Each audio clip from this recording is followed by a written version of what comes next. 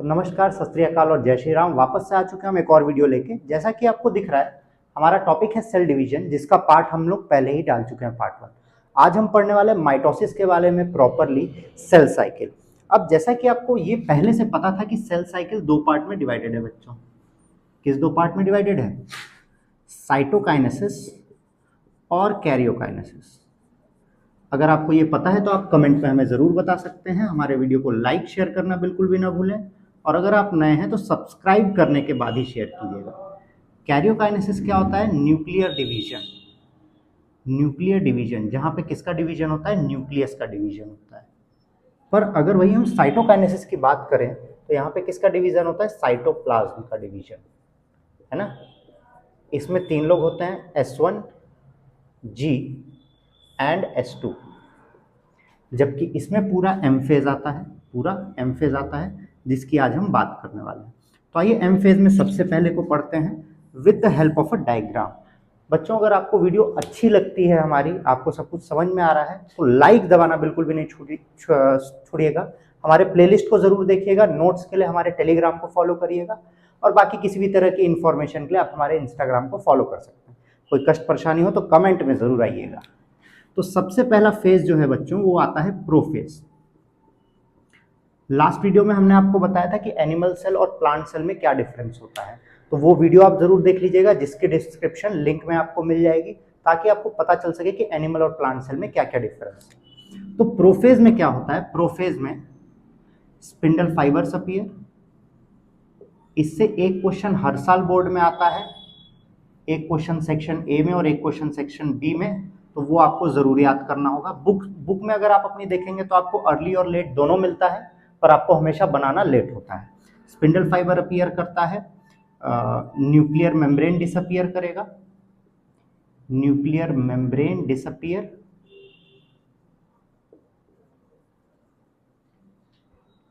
और तीसरा chromosomes, chromatin convert हो जाएगा क्रोमोसोम्स में। ठीक है, ये सबसे पहला फेज है बच्चों। ये अगर हम बना रहे हैं, आई होप आप ये गेस कर पा रहे होंगे किस सेल में बन रहा होगा। किस सेल में बन रहा है बच्चों? एनिमल सेल में, क्योंकि स्क्वायर है। फर्स्ट वीडियो डिस्क्रिप्शन में आपके पास लिंक है। इसका डायग्राम आपको कुछ ऐसा बनाना होगा। दूसरी इंपॉर्टेंट बात आपको क्या याद रखनी है कि जब भी आप ये बनाएंगे तो ये जो क्रोमोसोम्स होंगे, ये जो क्रोमोसोम्स आपको दिख रहे हैं, हमेशा इवन नंबर होने चाहिए। तो हमेशा मिनिमम 4 बनाइएगा, 5 नहीं बनाना है, 3 नहीं बनाना है, 4, 6, 8 बनाना है, क्योंकि अगर आप नहीं करते हैं तो आपका मार्क्स कट जाएगा। ये है स्पिंडल फाइबर, स्पिंडल फाइबर, ये है क्रोमोसोम, और ये रहा सेल वॉल। आपको ये बात ध्यान रखनी है कि हम किस में बना रहे हैं बच्चों? एनिमल सेल में। ये मत भूलिएगा, नहीं तो पूरा का पूरा मार्क्स कटेगा। कई बार पूरा माइटोसिस एक्सप्लेन करने के लिए आता है 5 मार्क्स के लिए, और कई बार सिर्फ एक क्वेश्चन दिया जाता है सेल के बारे में, आपसे पूछे कौन सा सेल है, कौन सा फेज है, तो वो दे दिया जाएगा। प्रोफेज के बाद जो दूसरा फेज आता है बच्चों, थोड़ा इधर बनाते हैं क्योंकि इधर जगह भी है, और फिर हमें मेहनत करके बोर्ड भी नहीं मिटाना पड़ेगा। थोड़े से हम आलसी हैं आप लोग के जैसे, सॉरी। प्रोफेज के बाद आता है मेटाफेज, और ये इस पूरे फेज में से सबसे ज्यादा बार पूछा गया है। मेटाफेज का सिर्फ एक कैरेक्टरिस्टिक है, क्रोमोसोम्स अरेंज्ड ऑन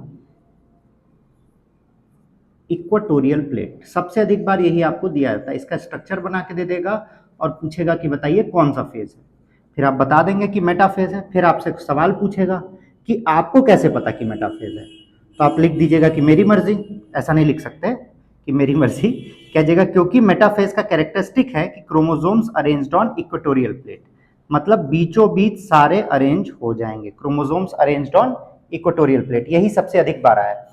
इसके बाद जो सबसे अधिक बार पूछा गया है, थोड़ा सा साफ साफ बनाने की कोशिश में हम, इसीलिए पार्टीशन कर रहे हैं। आप यहाँ से छाप भी सकते हैं अगर आपका मन हो तो, पर पूरा नोट्स आपको टेलीग्राम पे मिल जाएगा, तो कोई जरूरत नहीं है छापने की, मन लगा के बस सुनते जाइए। अगला आता है एनाफेज। मेटाफेज के बाद जो दूसरा सबसे ज्यादा पूछा गया क्वेश्चन होता है डायग्राम से, वो एनाफेज का होता है।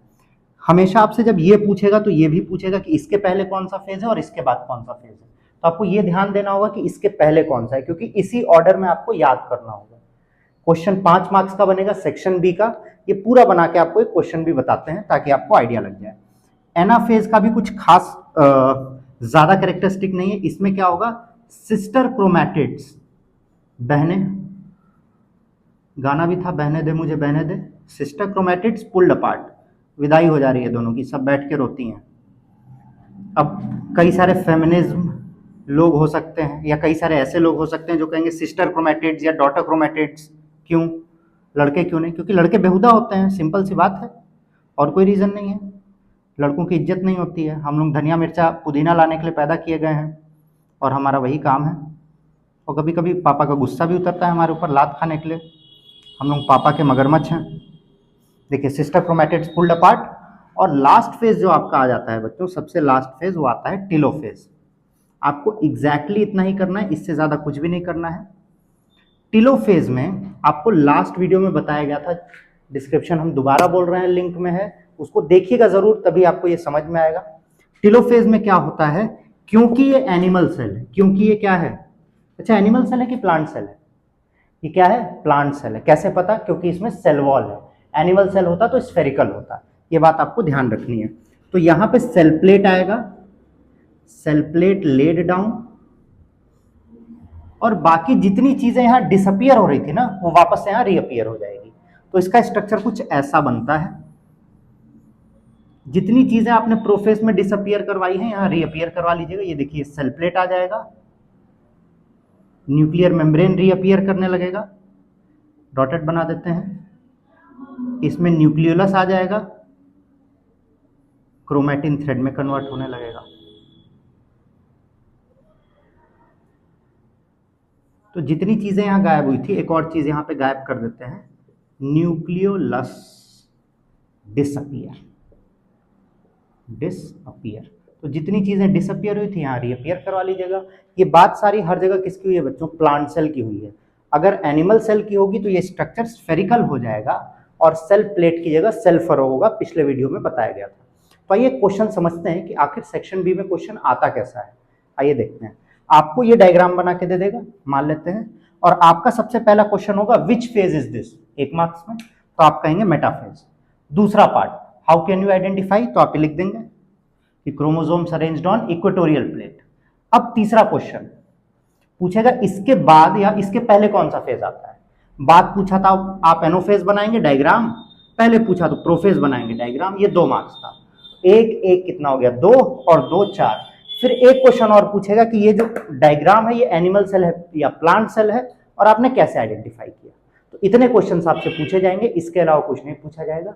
इसमें एक टॉपिक बच जाता है बच्चों मियोसिस, जो हम अगले वीडियो में देखेंगे। मिलते हैं आपसे अगली बार। जय श्री राम, बाय बाय। अरे लो, पावर मोड नहीं हटाए थे क्या?